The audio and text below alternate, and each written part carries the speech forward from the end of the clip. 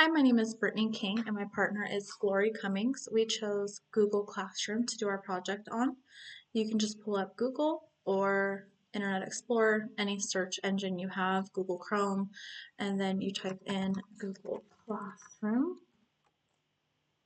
You can click on the first link and then it'll show sign in over here, which I'm already signed in, so it'll take me right to my classroom. So where I live, we have partner teachers. So one teacher will teach reading and social studies, and then the other teacher will teach math and science. So the way my partner and I have it set up, she is the reading and social studies teacher, and I'm the math and science teacher. So right here, we have Miss Cummings' homeroom reading class, and then my homeroom reading class. Then we have her homeroom social studies and my homeroom social studies. This would be her homeroom math that I would teach, and then my homeroom math, then her homeroom science, and my homeroom science. And this is a good way to keep it separated. So she has purple and yellow, purple for reading or yellow for social studies, and then I have pink for math and teal for science. And this is a good way for us to keep our classes separated. Now you could have all of reading in one class and all of social studies in one class, but I feel that it's easier this way just because the students are separated by their homeroom class. So when doing it this way, you can see that all of the assignments are the same for the classes. And that's because if I'm teaching my class and her class, reading, we're going to be on the same level. We're going to be doing the same assignments. So I'm essentially going to teach the same thing. It's going to be twice a day, but it's easier to have it separated so we can have different class averages and see where they are. So this is how you get into Google Classroom and how you access Google Classroom. Now to show you how to add students. So you go to people right here. And then if you want to add a student, you just come right here. You would type in their school email. Now this is something that we would do at the beginning of the school year. We would add all of the students' emails and get all of them added to our class. You can also add your partner teacher if you want to. It's a good way to let the other know where the kids' grades are, and other students would get added here. So if you have a new student, you just go ahead and add them there. You can communicate to your students through Google Classroom on the stream. So if you look down here, I introduce myself and I let them know I'm their science teacher and that I'll be posting assignments. Then if we go to Classroom, this is how you would add resources to your feed. Now, you can create your own assignment by clicking Create. You can do an assignment, a quiz assignment, a question, material, and then you can reuse your post, or you can just post a topic.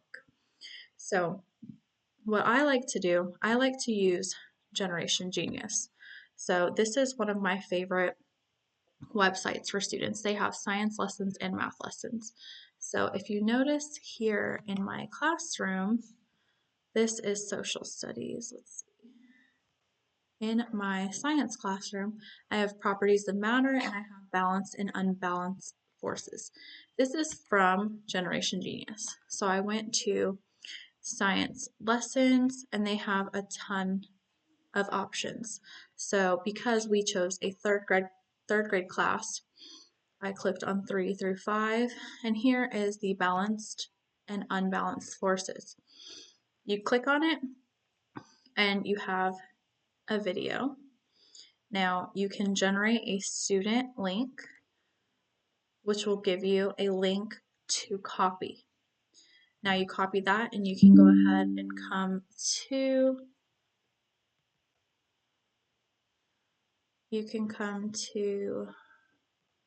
Classroom and we can create an assignment, and then you just go ahead and put a link right here.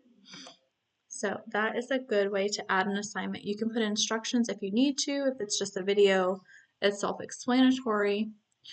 So if I were to go to my balanced and unbalanced quiz, you can see, okay, nobody turned that in yet. If we go to properties of matter quiz, I'm not sure why it's not showing that, but it does show one graded, you can go to the grades, and then it says 100%.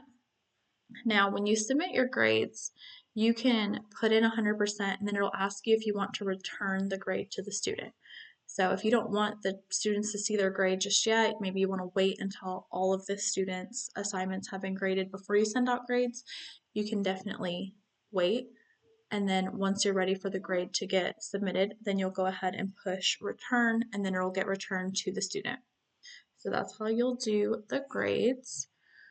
So my partner, Glory, she did something a little different. So she went to education.com, which is a great resource for parents and teachers who want to help their students with learning.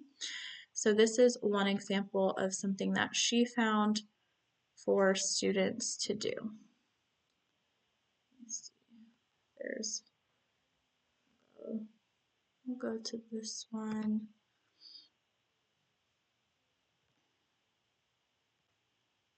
So here we have find the main idea shark. You can go ahead and upload documents and then the students can send them or write the answers in the comments for things like this. Now, one thing that Glory will talk about later in our pros and cons is the comment section. So one of the cons about Google Classroom, which she'll touch more on later, is students can comment back and forth to each other and they can have conversations that are off topic. So if you go over here to the 3 lines and then hit settings, you can turn off comments.